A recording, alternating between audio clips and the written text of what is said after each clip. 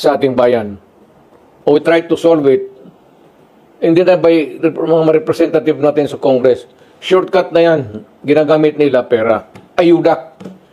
Pinaparaan sa ayuda. Remember, tandaan ninyo mga Pilipino, kanang ayuda, inyo yan. Diyos ko po, walang tao dito sa Pilipinas o milyonaryo man o bilyonaryo na magbigay ng pera baski 1 peso sa inyo. Walang tao magagawa. Laro na yung mga mayaman. Yang binibigay ng mga politiko, milyonaryo man o mahirap, hindi nila pera. Yan pera ninyo. Kaya kung may problema ang bayan, tapos ang isyo na sa harap ninyo, you are made to choose either referendum or plebiscite, maawa naman kayo sa anak ninyo, future generation. Isipin ninyo yung problema. Yung ibigay ninyo ng pera, kunin ninyo, kay pera ninyo yan. Hindi gago itong nag-imprinta yan sila ng pera, ipamigay. No, it's your money. Ninanakaw nila yan, yung iba. Yung iba naman, nagagaya ng Kongreso ngayon, parang naubos talaga ang pera ng Pilipinas. Parang tubig gastos nila. Uncontrolled the use of money. Basta halos imprinta na lang baski wala nang value. Ano kasi natin, ang peso is ang valuation niyan is gaano kalaki ang negosyo mo. Kung kaya ng negosyo mo sa store, yung pera mo na papel, piso 5 pesos or something. Kung dito ka sa mataas, 10 pesos, 50, 100. Kung dito ka naman sa taas, 1,000. Ganun yan. Ganun ang ekonomiya. Kung nandito ang ekonomiya natin, yan lang may ibigay natin. Kasi kung maski na bigyan kayo ng sobra-sobrang pera, yung pera mabibili ninyo, mauubos yan. Kung ganun kakapal, kasi ganun kamahal, yung binibili mo, ganun tama lang sa bibiliin mo. Kasi nagkataas yung presyo eh.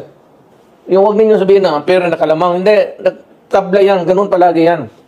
Hindi pwede yung Carne Norte, bababa lang, tapos tataas yung pera mo na bibili. Ang Carne Norte, habol yan pati sardinas. Ganun ang laro dyan. Kaya kunin mo yung pera, gastusin ninyo, huwag kayong mahiya, huwag kayong tao na mag-guilty. Hindi karapat-dapat, pera ninyo yan. Walang tao dito sa Pilipinas na gago nagbibigay ng pera sa sarili. Pera, ayuda, huwag ninyong, huwag kayong magkaroutang na loob. Pera ninyo yan. Nilalaro lang tayo. Tangkapin ninyo yan, pera ninyo. Sabihin ninyo, dagdagan pa ninyo. Kasi yung pagod namin pagka-Pilipino, kulang ito. Ika'y nagtatrabaho, liburer ka, nagkukontribute ka sa ekonomiya ng Davao. Mga building, someday yung ginamasa mo ng simento, maging building yan. You improve the economy kasi yung mga building yan may mga kwarto-kwarto.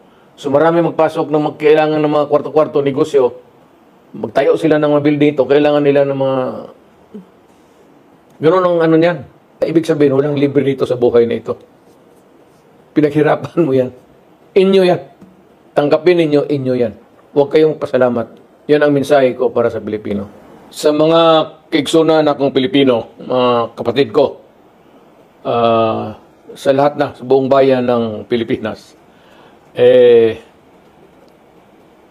Pasko ngayon, somehow, as your former president and a leader of the community, I have to give my yearly marinig mo lang ninyo yung ano ko sa what's in my heart.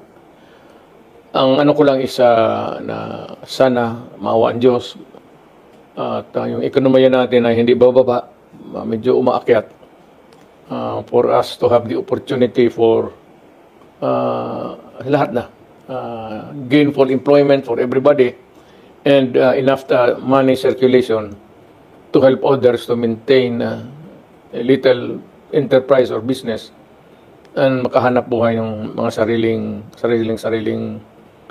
kanilang mga negosyo at maliit na or whatever is there.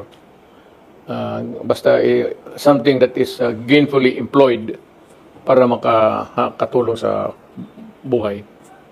So in the spirit of Christmas, I am giving this message with the hope that everybody is comfortable now, at least a little bit.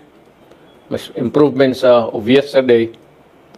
At sana magpatuloy ang law and order na ngayon. Hindi masyado magulo ang bayan natin. At yung peace in the community, at the very least, will be maintained. So, allow me to greet everybody, every Filipino, to greet you Merry Christmas and a Happy New Year. At sana itong susunod na taon ay would be better than what we have previously in the last year sa buhay natin. Hinihingi natin yan sa Diyos. Sana marinig naman tayong yung pleadings natin for peace and security for our country, and the prayer, the pleadings that the business sector will improve and everybody, I said, gainfully employed in the year that would come ahead of us. With that, it's my fervent hope that you will have a good year sa ating buhay sa pagpapilipino natin. Again, Merry Christmas and a Happy New Year.